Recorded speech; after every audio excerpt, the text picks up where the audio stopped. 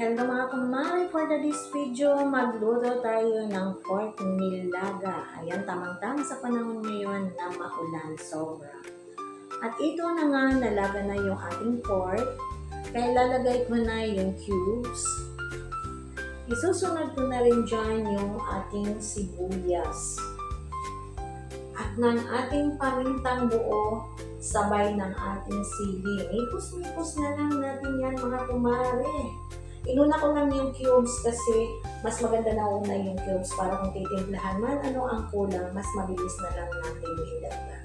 At ayan na nga, dinagdagan ko na siya ng patis, panimpla lang. At kung kulang pa, mamaya naman ay lalagyan na lang natin ng kunting asin. At nilagay ko na nga yung pichay mga kumare. Lulutuin lang natin yan ng 1 minute para hindi naman masyadong laga. Takipan muna natin ng 1 minute at babalikan natin yan maya-maya. Ayan na nga mga kumare. Kumukulo na ang ating pork nilaga. Nilagyan ko na ng pamintang durog. Titimplahan natin siya ulit ng kunting asin.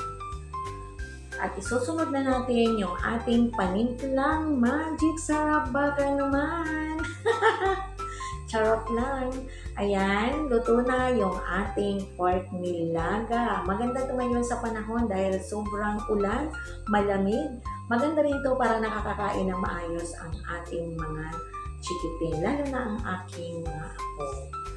Ayan, kumain na tayo mga kumare. Ito na yung finished product.